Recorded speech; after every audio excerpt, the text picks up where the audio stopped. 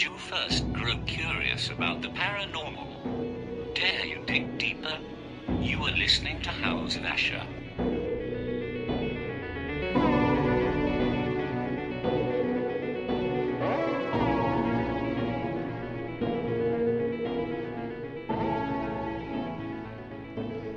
And hello, everybody. This is Steve Asher, host of House of Asher, and I probably should have looked. I think we're on episode 94, but you know what? That's not what's important. The story is what's important.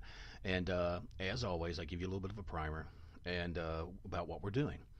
Well, as some of you guys know, I was a huge 70s, 80s fan growing up, especially in comics, especially things like the Avengers, Captain America, the Defenders, things like that.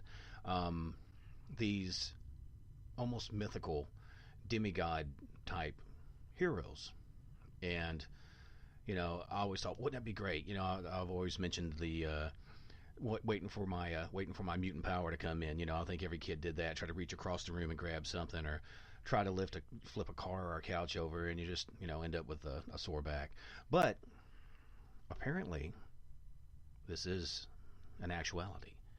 This is actually something that the government and governments have been working on for a really long time, and I never realized to the degree that it was. I mean, you will see popular media talking about different things and enhancements and cyborg stuff and different sort of work down at the molecular level, you know. But again, it's Hollywood, right? It's fun and games, but it's really not. It stems from a very dark element. And our next guest is going to talk to us about that in just 1 minute. That guest is Mr. John Stormm, and I want to give a quick little sort of a Reader's Digest version of his information. John was born an orphan in 1953. John was taken from his orphanage at a very young age by the CIA and inducted into the mkultra super soldier program. This ran by Nazis and scientists, where he would be trained to become an ultra and fight communists.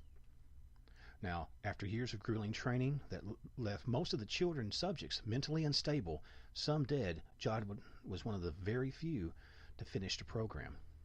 And understand, he was experiencing years of rigorous training involving electroshock experiments, live ammunition war games, Jesus Christ.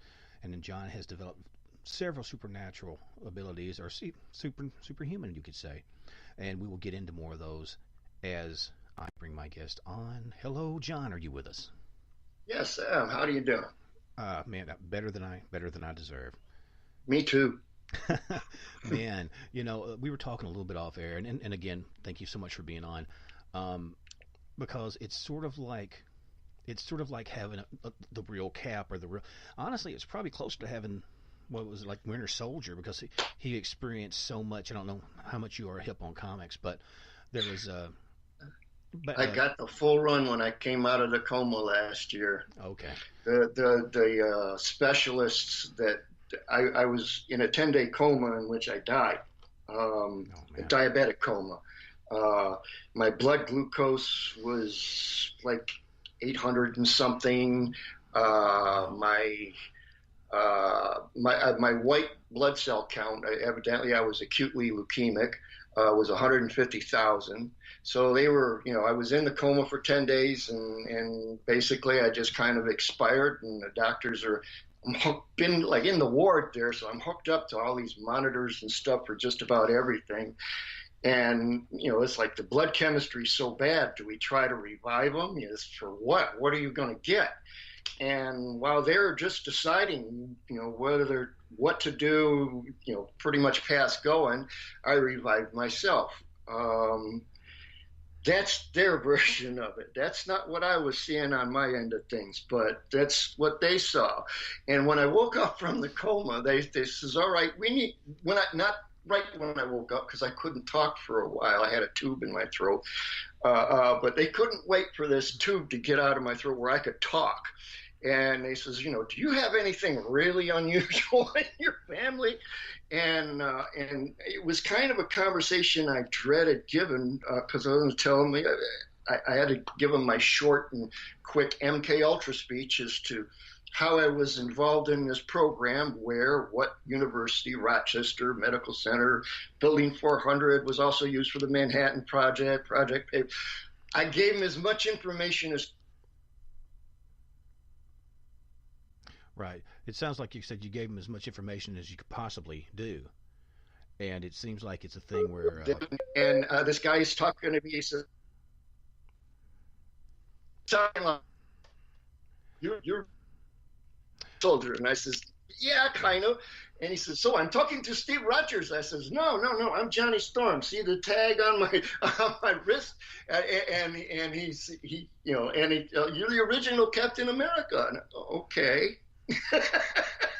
Right. See, that's the first thing. Oh, I thought two things. First, I thought this is Captain America. I said, but he's got the Human Torch's name, because his name is Johnny Storm. I was like, if this guy tells me he can like fly and turn on fire, I'm gonna crap myself. I can pick up fire and throw it. No, God, that's insane. Okay. I don't burn easily. Well, see, that's what's so crazy. I was going to ask you, because like you burn, but not easily. Right. Well, it's okay. Yeah. I would compare you to, especially with the long blonde hair and the 6'7", man. You're like a man giant. 6'5". Plus my son's 7'. Oh, good. Wow. You're just growing. The next one is going to be like, I don't know, painting the top of the house. Wow. Yeah. What I was going to say was, all right, as of comics go, Thor. Thor can die.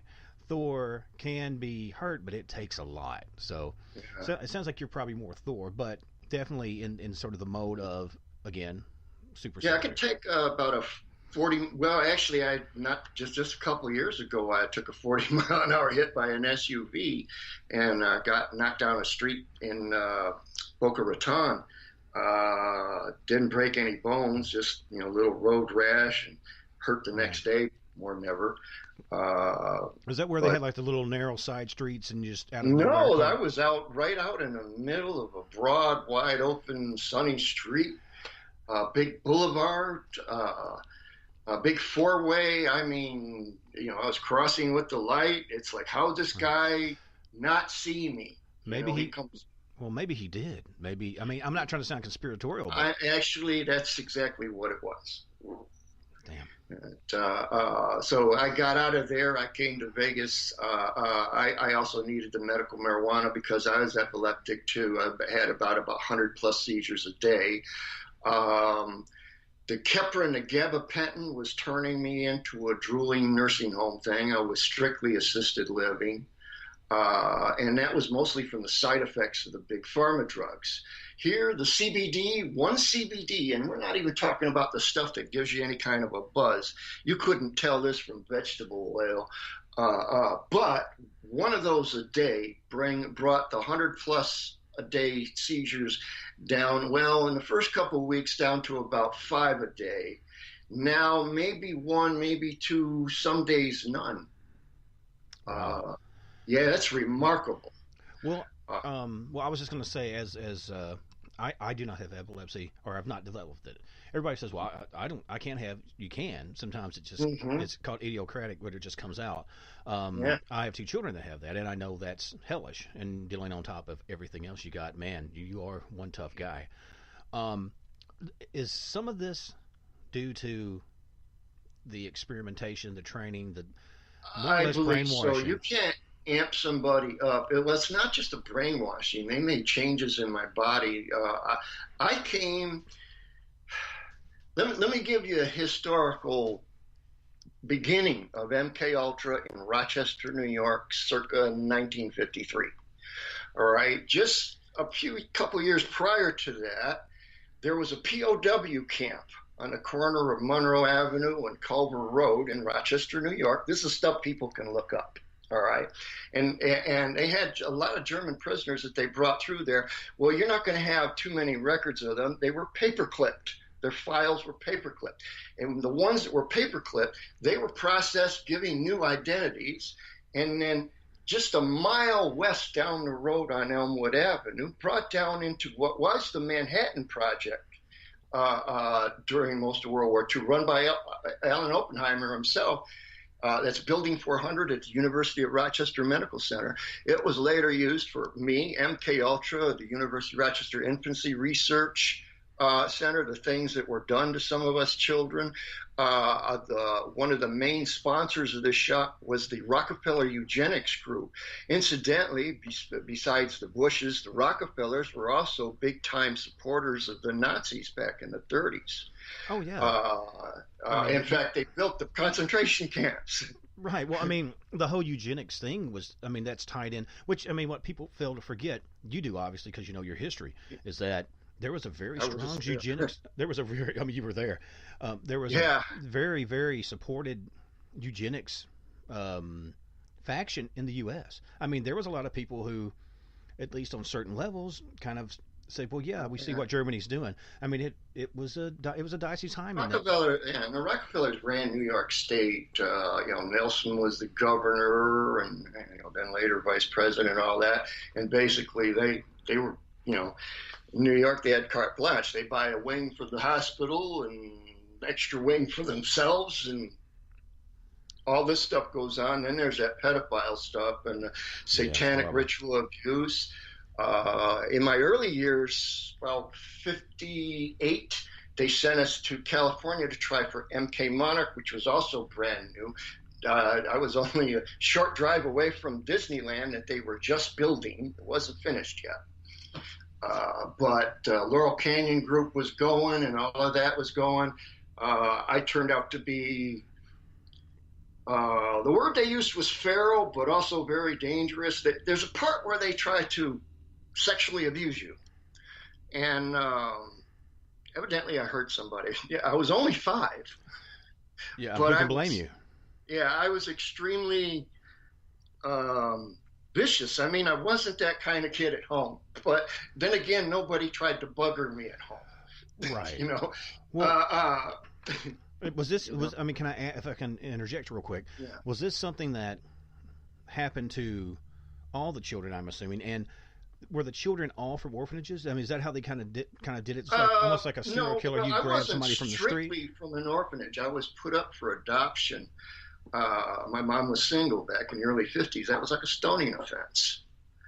It was going to be really too hard for her to raise. Well, she was already, actually, she didn't know it. And probably for 2 generations, they were already dealing with our families.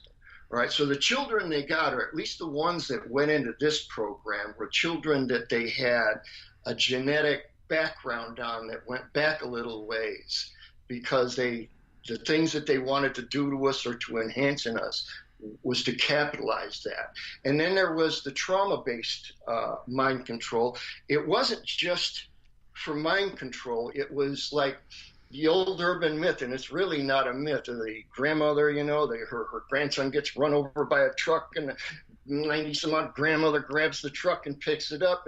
It's like when I was a little boy, my pediatrician used to tell my mom I had a bad case, a very high IQ, a bad case of nerves, and like my adrenaline gland was stuck on full all the time. We had these quick bird-like movements. And you can imagine a lot of the kids definitely broke down, melted down before they really got too far along. I had a very wise grandmother that was raising me she didn't get a hold of me till I was about 18 months old. She had been trying for a while, and that pretty much was kind of my salvation from going too bad. She was right there for me. At least for the first 12 years or so. Well, I mean, it sounds like what humanity that they didn't beat, rape, or try to wash out of you was there from your grandmother, it sounds like. Yeah, it didn't stop from the torture, though. There was the brainstem scarring involves very long needles going into the back of your neck. Then there was the bone tests, involved scraping needles across your long bones. Then there was the microfracturing. You can't give somebody a really super strong body with normal human bones, or they just snap like twigs when you try to really put them to the test. like to flip over that SUV that knocked me down the road. For that they do, you look up something called Wolf's Law. It's they microfracture the bones a lot the same as a martial artist, and I'm a master martial artist, but what they did was more than what I do. Where you microfracture the bones in your hands and your arms till the calcium builds up and makes them denser and stronger and hard as rock. I mean, like brass, actually. My last doctor said my bones were the Rockwell hardness of brass. Then he microfractured all of them, your arms all the way up, ribs, everything. All right, so everything's going to be like super. This is extraordinarily painful. It's a medical procedure. It looks like it shouldn't hurt really at all if you were just looking at it on a video with no sound. But if you're right there, it's excruciating, and it leaves your body like one big bruise for a while. And as the calcium starts building up, you got to keep moving to keep the joints from locking on you. That was excruciating to come through. But later on, I was teaching the next generation ultras. Duncan was like a second generation. He's about 10 years behind me. And my mantra with them is pain is inevitable. Look at it, guys. You're not going to get out of any of this stuff without hurting. Just kind of get used to it. Suffering is optional.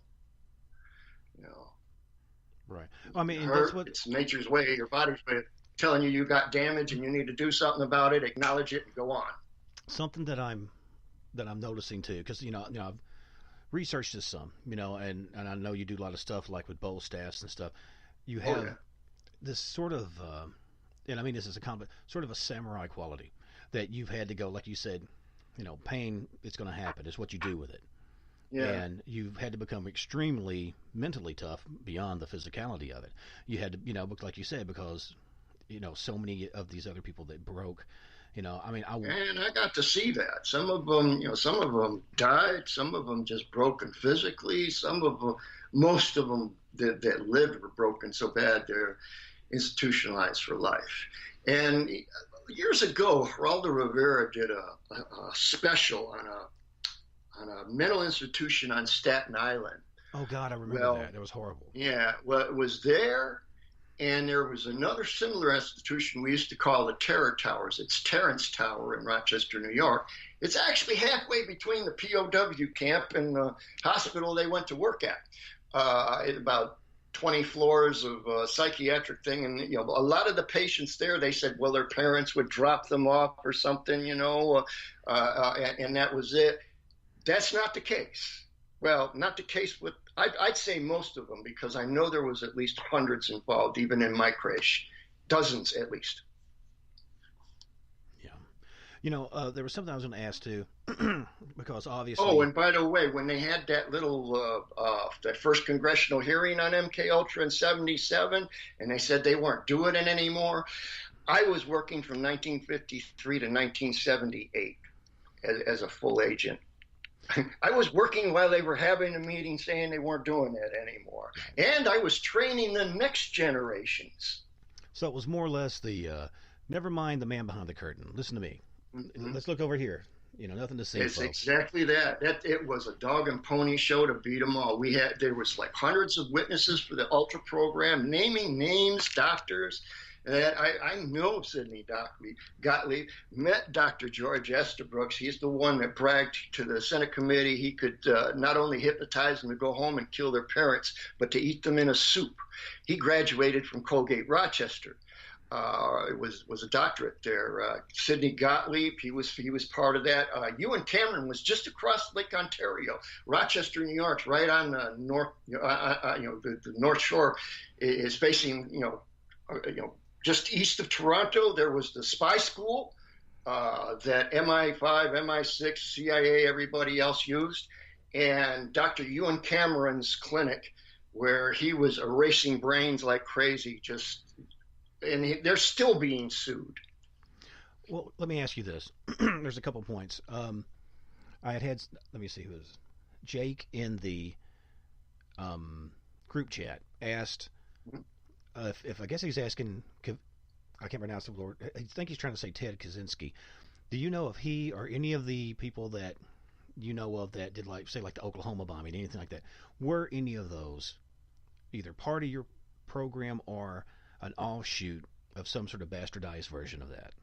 Well, the full extent, this was back in the 50s and 60s.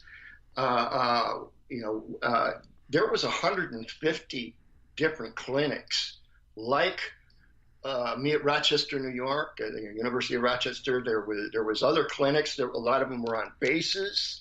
A lot of them, you're going to find that a lot of these people have therapists in common and medicines in common.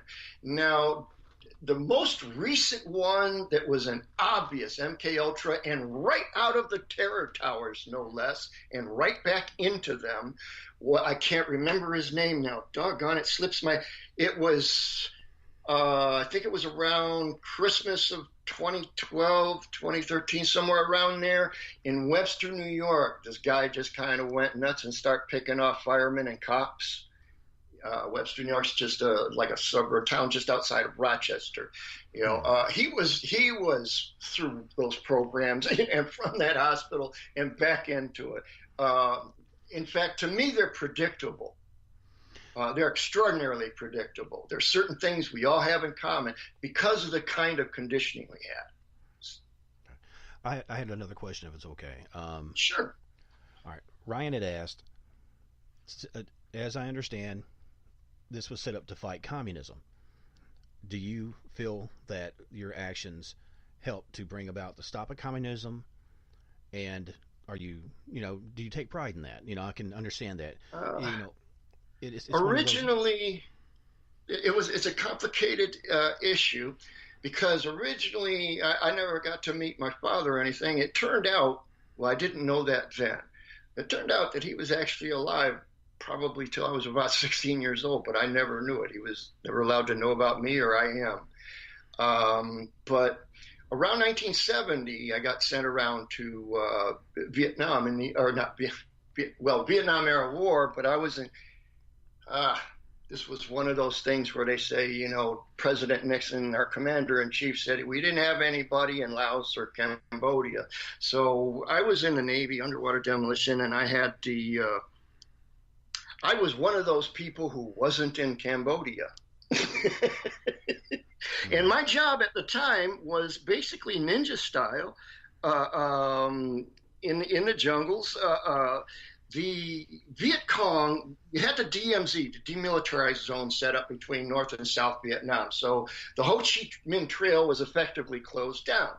But the Viet Cong would come around through Laos and Cambodia, come south, and then supply their lines that way.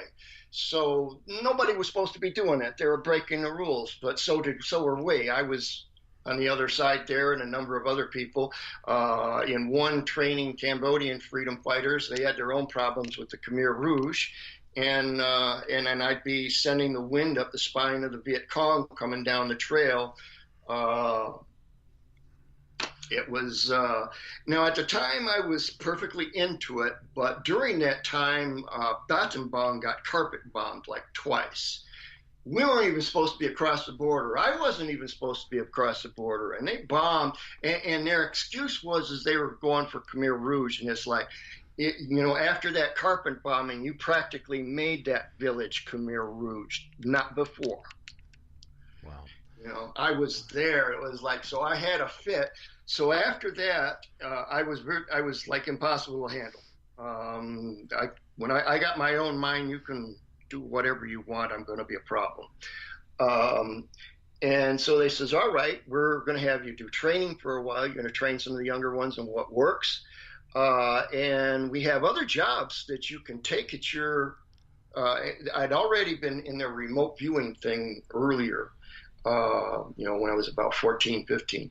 And so they says, we might have something else for you, and you can pick and choose what you want, And in that case, most of those were like cartel lords south of the border, Mexico, Central, Belize, Guatemala, Nicaragua, Colombia. And so I wasn't killing as many communists as I was killing More bad like guys. political assassinations, more or less. Well, there was that too, because if it came down as extreme prejudice, if it came down where the person was diplomatically touchy, I had to, which with my martial training and my skills, make it look like an accident. Broken bones, broken skull. He's down at the foot of the stairs or at the bottom of a ladder, or his head smacked against a faucet in the bathtub or something like that. Or his car smacked into a tree and his neck's broke. They don't go looking for an assassin. Nobody points fingers. It's natural causes. Suicide, more or less. Yeah, plausible deniability in full. And you had to be good at that. When the orders came down, it was usually extreme prejudice, which didn't mean call somebody the N-word. What it meant was there's no negotiating this, no diplomacy. I go back. That fella doesn't exist when I come back. And the kind of people that I was taking out, I don't have a bad conscience about, because they had a lot of victims and they would have had a whole lot more, and a whole lot of people breathed a sigh of relief when they didn't have that person hanging over them no more.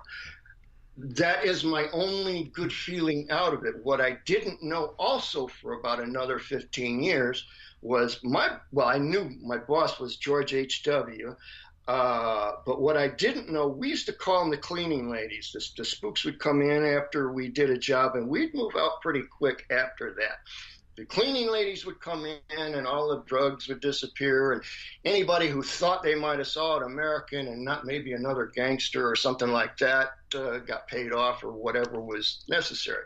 And that's what I always thought was going on. And I'd go home and I'd collect my 35 grand and put that out on my studios and stuff like that, pay my bills and all that kind of stuff.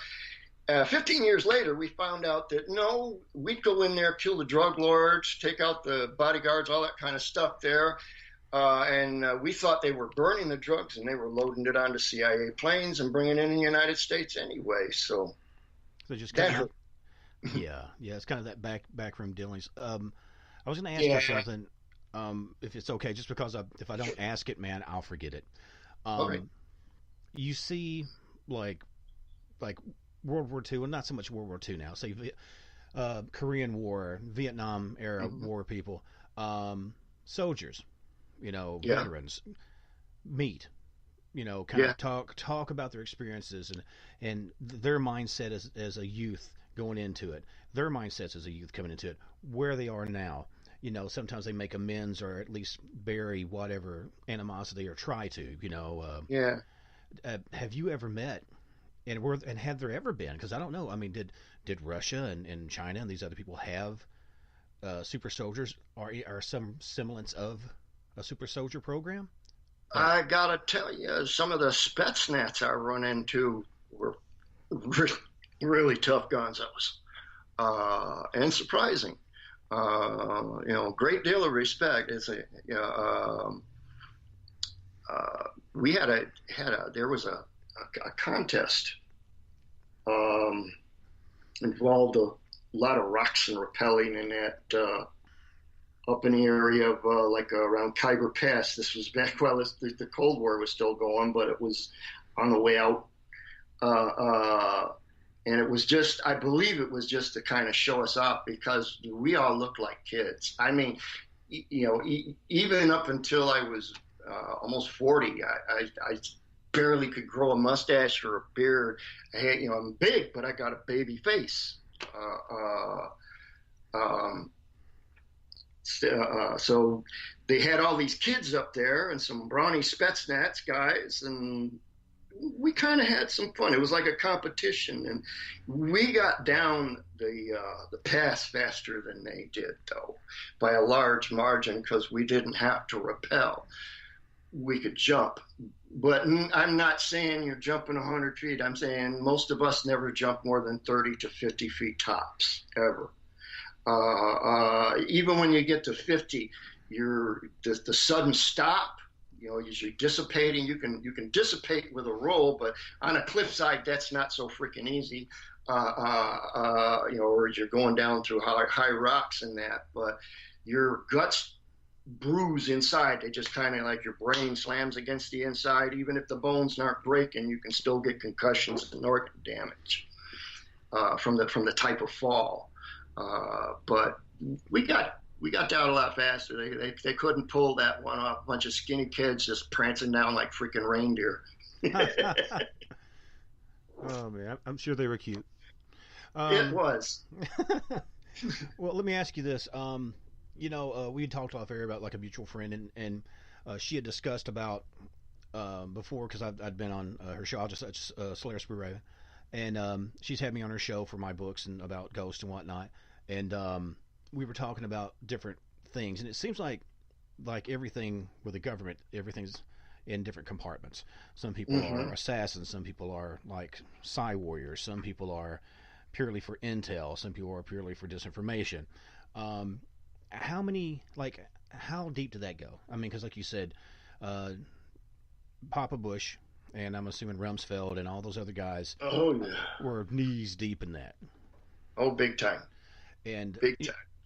In fact, this is the blessing of my lifetime. I'm seeing my two worst demons die. David Rockefeller and George H.W. I'm waiting for the rest, but those are the two worst. Well, I mean, two out of what? 5 or 6 ain't bad, right? Yeah, well, there's probably a lot more. Well, how many are still alive? Actually, I don't really. More now, I'm a little less vengeful. I know they got coming, what they got coming, when I do anything or not, and it's kind of like, I'm good with that. Right. All the energy that I'm going to waste on these people has been done. And now on, it's just moving on and try to help wake people up to what was going on and what happened. That last day in the hospital seemed like a really, really, really bad thing. I mean, my life was, I did die. But the thing is all the people that were trying to keep me alive and do all this were looking and scrutinizing me so closely. It's like, who does this? Right. Explain this to us. What kind of family you come in? Are they from Krypton or something? Right. Well, I got 2 other quick questions, if it's okay. Sure. Now, of course, we look at things like JFK, and we look at a whole lot of different people that were taken out from all over. Different leaders, and some of them despots, some of them, I guess somewhat good men. I mean, some people would argue JFK wasn't perfect. Obviously, who is? But of those people, and if you can tell me without, putting yourself out there too far, like what famous murders, deaths, suicides, things like that would be contributed to the program, be it? The first one I remember, and I knew it when I saw it. His last name's with a W, Texas A&M, shooter up on a tower, sniper. This is around early 60s. I know he was directly from the program. I know directly from the program that the first 1 or 2 people in his sights are people that was picked out for him to shoot. And everybody after that is to make the entire thing look random. Nobody's talking about an assassin or a hit. It's now random violence. It's funny, back during the Wild West, John Wesley Harding, Billy the Kid and all that, nobody just kind of got up, cleaned their guns, walked in the saloon and decided they're going to just kill everybody there. Generally, that stuff happened while they were committing some other crime. All right. But I mean, nobody just got up to kill a bunch of innocent people, and to me, that was like the first one that I was fully aware of when it happened. And it was like, there for the grace of God, go I. And I knew that everything that I had to do perfect, or I had to pass with A's or A pluses if I got the A's too easy. Usually put through hardship while I am doing it, and you have to always succeed. Duncan, to this day, he's got this mantra: failure's not an option. And if you're close to him and you watch his eyes when he says it, you'll see the anxiety cross him. That when he says it, he was conditioned to it. I mean, he was good at what he did. He was very good at what he did. He was one of my students. Also from Kentucky. The first couple of days I had him, he had a really twangy Kentucky accent. Boy, he sounded like he was out running the hound dogs. But, you know, I got cousins in the country, so it's like no real culture shock to me or anything. And he had this haunted look in his face all the time. A lot of these boys did. And I figured, man, no matter what I teach him, he's going to go out there and he's going to be cannon fodder.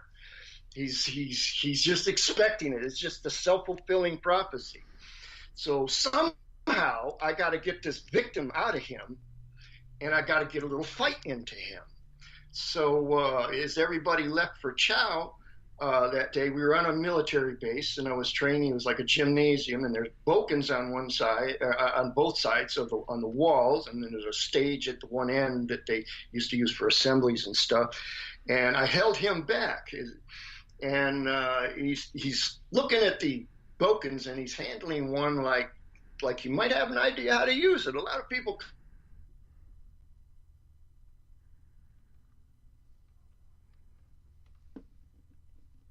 tends to cut something proper with it. Right. And so I picked one up on the other side, and I says, well, I guess I got to show you what an ultra is. And he says, well, what's an ultra? And I says, well, I'm an ultra, and you're supposed to be an ultra, but so far all I see is a Kentucky Fried Hayseed. And he's going, don't call me that. And I says, well, see, you kind of got to earn that. And he says, how? And I says, well, you're going to have to hit me with that boken. He says, we're going to fight a match? I says, yeah. He says, that's not fair. I says, since when has anything in your life up to now been fair? I'm here to either teach you to be an ultra or you're just a Kentucky Fried Hayseed. I told you not to call me that. I said, all you got to do is hit me with it once, and you win. You don't have to win the contest. You just have to hit me with that thing once. So we kind of get into it, and I put a lot of knots on him.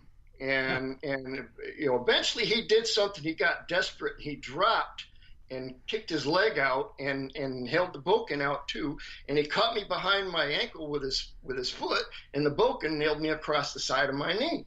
And, you know, it's like, all right, I kind of flipped over him, come down and pinned put my boken on the back of his neck and pinned him to the floor. And he's going, oh God, what are they going to do to me next? And I says, I told you only had touched me once. He says, didn't I? I says, you touched me twice. Oh, God, I'm sorry, I messed up. I says, no, man. That's good. You're an ultra. From then on, I never called. See, he earned it. You know, not calling him by his first name instead of a Kentucky Fried Hayseed. But I had to get that fight. That little, okay, I'm going to die trying to fight this guy, but I'm going to try to make that son of a bee remember me. Yeah. Yeah, it's, you know, I never got it until working in corrections, because I got more push from coworkers than I did the guys I was watching. And because they don't know you, you know, they don't trust you, and you know, you're not an officer or whatever until you show it. Until that call to that big fight is there, and you're in there, and you're swinging fists and knees and getting caught in the head with this and that, and you don't back down, you don't run, and then they'll go, yeah, he's all right. You know, bonded by blood is a real thing, and you know, and if you're not there, you don't get it. Yeah. I'm not trying to say that like, you know, like I've seen a lot of the action, but you know what I mean. It's just it is what it is. I was going to ask you too, because obviously, like we've talked about the assassinations and all this different stuff, but it seems like you've grown, like you've got these other elements. You're involved in, you know, magical things. You know. Well, my grandma is a Danaan witch. Now, that's not any kind of Satanist or Luciferian thing, but the Nazis in that were big time pagans and Luciferians. In fact, my handler decided to have me baptized into Mithras, which took me going out into the rural New York. They bought a cow from a beef farm and put me in a pit with a metal grate over it, a concrete pit with a metal, and they slaughtered the cow over me. Jesus. But I wish he was there at that time. I bet. Well, you know, you know how water like was a whole lot easier. well, you know how like the Germans, especially, well, I mean, up into World War II, had like was it the Vril Society and things like Yeah, that, and there's a yeah, lot of they were fully occult, fully loaded. But see, Grandma's a Danaan witch. Danaan is like the Tuatha Danaan. It's the nature witches. Danu is Mother Nature. All right, Mother Earth. All right, and we're a long line. We trace our lineage all the way back to like 6th century Tara, and probably goes long back before that. But it's really sketchy when you get past a certain part. Anyway, so she knew when I was born that I had a potential in our family, something rare, what we call an adept, a natural born witch, so to speak. So this was going to be like special to the family. Plus, it was wrong to kind of turn loose because she thought I was with a bunch of Catholic nuns. Well, I was. The starched habits and the barbed wire corsets. And the Nazi doctors. For the first 18 months of my life, I was so used to them talking around me. I spoke German and English, and I always referred to myself as it, because they'd be around me. It has a fever today. It's not responding to those medicines. That's it. So by the time Grandma got me, it was, I'd grab her by the ears and hold my forehead up next to hers and say, "You love it?" It took me a long time to where I even, I could say it, but where I internally got it, where I start feeling like a man, like a human being, and not like a Frankenstein's monster. I know what I do best. I remember one of my favorite martial arts masters. He was a friend of mine. Wanted to get lessons from him too, but my friend was just a coward. He was a pacifist. He says, "But you can't fight and you can't run." So, you call yourself a pacifist. In my master's case, he had kind of killed a couple hundred Red Chinese in Korea, a lot of them with a trenching tool. And he says he's a pacifist moment by moment. It's by choice. It's a moment by moment choice. And somewhere along the line, I learned that. A lot of when I'd get gang stalked back at home and that, a lot of the moves I did when I was in the field, and when I was training people for the field, when they have the martial arts class, none of those pity-pat moves. We try to put those out of your mind. Everything is as quick and as lethal and crippling as it could possibly be. The longer you spend with an opponent on the field, the more chance you got of getting the gun sights lined up on you. Right. So this is what we taught. This is what we practiced in the field. And sometimes I would kind of go into that mode. You get a gang stalking, a few people with switchblades or whatever, and berserk is kind of controlled and calculating. You're not seeing a wild man. You're seeing a panther hunting, whatever. But on the streets, I became less and less where I do something lethal. I was like, guaranteed I'm going to break their arms or break a leg and leave them. It's like, hey, you're on probation. You're going to have to learn to be polite to people for weeks until that cast comes off, right. I found a mercy and a temperament somewhere in there and a concern for human life. Though I won't say absolutely some of the people that they actually had sent me out were so heinous, they couldn't put them in a prison. They'd run their stuff from prison. And the things that they had done and the things that they would continue to do were just so foul. I'm trying to think of some decent way to relate exactly how foul some of these people who's got all this money and power and untouchable by the law can do anything they want, anytime they want, to anyone they want in their town. Well, there's people like me. Well, it has to be heart-wrenching. And I mean, I know I say this, and I'm sure I sound very naive, but yeah. Growing up, even in the 70s, man. I mean, that's when I was most active. Well, Dick, see, that's what I'm saying, though. But like for me, I was born in '69, and so I was like right on the tail end of all that Manson stuff and all this different stuff. And then in the 70s, the 70s were the 70s, man. There's no other way of putting it. I try to explain it to people, and I'm like, it was just the 70s, dude. And but there was still a bit of that kind of your country, right or wrong. Yeah. One of my earliest Yeah. one of my earliest memories, which is kind of it's related but it's unrelated to this. I was running through some high grass because in Kentucky we have like it may have been I don't know if it was wheat. I just think it was just a field, and I had an American flag, like a small like one that you would have for a parade. And Yeah. I was running alongside the sun, and the sun would kind of flicker back and forth between the dappling, would dapple through the grass and kind of shine around the flag. And that was me at 6, and going out into seeing things and growing into things, and sometimes being like you said, getting dinged and going, oh well, I'm gonna go try to be friends with certain people. Well, boom, okay, maybe I can't be friends with certain people, or whatever. You start getting hard and get a shell and all that, but Yeah. but that's just normal, moderately normal living. It's nothing like you experienced. The fact that you were able to regain, I don't want to say you lost your humanity, but it was definitely pushed down. Yeah. You know? I didn't grow up or wasn't born and raised. There was nothing normal. Especially the first 18 months, and even after that, because Graham would have to bring me back. Nobody really understand what was going on, and I was just a kid.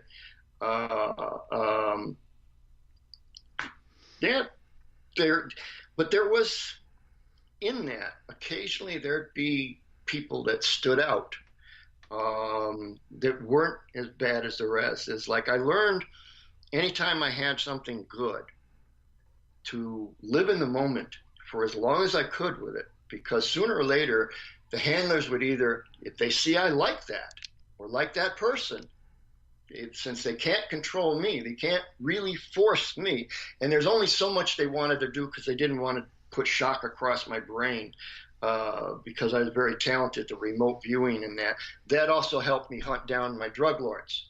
They can say, well, I want to go to the brothel today. We're out in the jungle on our way there, and I feel he's got an itch. Don't look for him at the hacienda. Look for him at the brothel. Know right where to go. So somebody who couldn't be eluded is like a hunter-seeker. But that was probably only really about a third of the missions. A lot of them were intelligence. A lot of them were occasionally other countries, other cities, karate tournaments, full contact karate tournaments, and generally there'd be somebody in that city. Spooks would supply the passport, the transportation, all that, a way out. There's always an extra way out in case for some reason you get caught and you just can't get back on a plane and come home. And generally there'd be somebody in that city that needed taking out. And I had training for all this stuff, though. It wasn't like they just kind of beat me up and said, go get them. I know how to pick locks, how to thwart mechanisms, and scale buildings, scale rocks, scale whatever, dive, swim, do explosives, shoot, various weapons, silent weapons, poisons, chemistry. I had spy school when I was 12, break codes, make codes, set up networks, do all those kind of things. I had to be valuable or I was going to end up one of the throwaways. The guy at Texas A&M was a throwaway. Aurora, Colorado was a throwaway, and he wasn't James Holmes. The rest of them, that's what they are. They're throwaways. They're intended to either kill themselves or commit suicide by cop, not to get captured. That's why the Holmes boy was drugged up so bad, and he's not Holmes, but you know what I mean. Yeah. Well, let me ask you this real quick, and because like I said, we've got probably about 8 minutes or so left. Okay. Do you have a page, website, any sort of appearances, any upcoming things going on? Because I always want to make sure to include that. That way people can follow the conversation elsewhere. No, you can just find me on Facebook, just under my name, John Storm. Storm is spelled with 2 M's. I accept. You don't have to know somebody for me to accept you as a friend. You just got to behave once I do, or I'll block you. But a lot of people have read my books. I've written about 15 books. They're available on BookRix. They're available free. Do not pay Amazon or them. They're not paying anybody. They're just keeping the money. let's see, but basically just Facebook right now. I had a website, but the feds don't leave me alone. You know, they're still messing with me to this day. I'm actually still getting gang stalked. This gang's a little bit different though. Evidently they got internet connections because they're not quite so quick to come rushing me. I think if given the chance and if I ran for president, I think I got a 50-50 chance of becoming president of their chapter. Wow. Let me ask They you picked the wrong guys this time. It sounds like it. Let me ask you something real quick. Everybody, especially people who have dealt with some really dark, I gotta watch my language stuff, have to, either they self-medicate, they self-soothe, or they find a outlet. You like music, right? Yeah. Okay. Yeah. Okay. Yeah. What instruments do you play? I'm curious because I also play instruments. Well, normally I got a chrono harp that I play, and I can make it sound like I'm playing a lot of instruments with it. But basically, I play anything. My kids do that too. If we pick it up and fiddle with it for about an hour, we got it. You know, I was going to ask you too, and if you don't want to answer it, say I don't want to talk about it. Sure. I don't know how else to ask you. Did they try to indoctrinate your kids?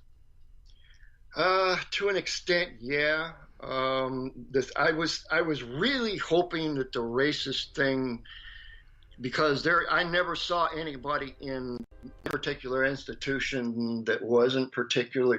I don't think I seen anybody that was a full black hair. You know, maybe light brown, but everybody was fair skin, fair hair. Yeah, there's that train. Yeah, I muted my mic for a second because I did not want to blow everybody's ears off. There it is, folks. Princeton Strain making its appearance. There it is. Anyway, so yeah, you know, that was one of the things that I think of, because when you hear of, and you know what, and then it makes me rethink about everything. You hear about, they talk about alien abductions, and they tend to go in families. You know, maybe alien abductions aren't that at all. Maybe that's a cover for a different type of covert activities. I think there's a little bit of everything going on. Yeah. Because there's if you check it, you go to my Facebook page, I got a photo album. I got my MRIs. I got implants that are not humanly possible, but they're really there and they're really obvious. You just can't get stuff that deep into somebody's brain without killing them. So there's more to this than definitely. I was hypnotized at a young age to believe all that crap was my imagination. But when I got the MRIs in 2014, it was there and more than I expected. I was just totally blown away. Well, what do you think? Like, obviously, everything. How do I say this? And not to be too dramatic, but I think it fits. Mm-hmm. There's a lot of different stuff that we as people are good at, but one of the things that we really excel at is improving upon the death machine, improving upon new ways to train and twist and kind of manipulate things to our design. Where are they at now? That was my life. Right, well, I mean, and if I didn't figure it out really good and better than the rest, I was toast. Well, I mean, what is something that, say, is different than when you were going through the mill, you know, getting smacked around and all this? Is there something that it's like, okay, well, they don't really do this anymore, they've stepped up to maybe more psi manipulation? Actually, some things they do worse than they did. When I was young, they didn't have paintball, but they had BB guns. And we learned to, you know, there'd be a ranger, an Army Ranger, across the yard from me with I could tell you, as a CO2 pistol, it held exactly 17 BBs. And he had 17 shots to shoot at me to cross that yard and take that gun from him and try not to get hit. And eventually I could. It's just a matter of bouncing and moving and being very unpredictable and hard to line up on and being very fast. And you kind of learn that. You'll learn that under multiple. But by the time Duncan come around, they were doing live fire. Well, there was some live fire later on for me, but other GIs and sailors were getting the same treatment in the same kind of camps. It was a military thing. It wasn't strictly ultra. But they didn't mind wasting a few as they got further into generations. Evidently, they got better at making somebody successful. The whole idea was make somebody survivable. You know, if a bullet doesn't hit me directly, it'll graze across my ribs. My ribs will actually deflect them. I've been shot twice upside my head, but not directly at it. I got ringing in my ears to this day, but it didn't kill. It didn't even stop me. But it's to make us survivable. So the hardening of the skeleton and all that. Then they found that they could make the easy Manchurian candidates, teach them how to shoot. You don't have to beef up their bodies or anything else in any way. Go through years and years, just teach them how to shoot, and then hypnotize them and believe they're at the shooting range. And get this one and this one first, and then all the rest are ducks in a row. Right. Let me ask you this, and we're almost at the end of the thing. And again, I have to thank you for being on. Man, we haven't even scratched the surface of this, honestly. And I'd love to have you back if you would possibly. Sure. If I haven't scared you off my loud freaking. No, I'm not scared. Well, I didn't think you were scared, but you know what I mean. Yeah. How much of this has filtered down? Because there's a lot of stuff that's now in. Like technology that started out as military applications or started out as whatever that slowly went into the private sector and things. How much of what has started in the ultras worked its way down into, say, frontline military response, SWAT teams? Because they're federalizing a lot of stuff. Yeah. Actually, I kind of helped rewrite some of that book. A couple chapters in it, anyway. They had what we called best practices. You go out in the field and things would zig and you'd zag a certain way, and found out that was better than what they had originally taught you, and you come back and you teach the rest. There was a lot of things like that. Just the question again. Oh, well, I was just saying, in regards of where we are now, obviously everything what did they grows. use in the field? The one thing I noticed, the thing they used to shock our muscles with, they now sell on TV, but it's much, much lower voltage for muscle groups. They used to put these pads across our muscle groups and put some hellacious current and pulses through them. Yeah, they'll do that to make us chiropractors now. Physically stronger. Yeah. Well, there's also, that was developed on us in the early 50s, and I was using those all the way up until about 70. It'd be hour and a half, 2 hours in those things. After a while, I got used to it. It was funny, but that would give you that you'd have what your muscles would be like bands of hemp rope. Wow. It doesn't make them so much big as compact. Man, I don't know what to say, but I do want to say one thing. You did everything that you did in service of God and country, and I want to say thank you for your service, John. I sincerely mean that, and I do want to definitely have you back sometime in the near future if you're feeling up to it. But we are at that point at the end of the show, and if you'll stick around from after my outro, John, I'll talk to you in just 1 second. All right. And there it is, everybody. Man, John Stormm. Jesus Christ. I had an inkling, I thought, but I just got schooled, and I'm kind of speechless. I definitely want to delve into this more deeply, and find out more of what's going on with everything. But everybody, I want you to go out and enjoy what's left of your day. Enjoy that sunshine, but as it settles and the shadows go along, make sure to take care of each other and take care of yourselves. And until next time, don't be afraid to be a little scared, because there's learning there. There's knowledge and fear. You just have to learn how to master it. So until next time, everybody, take care.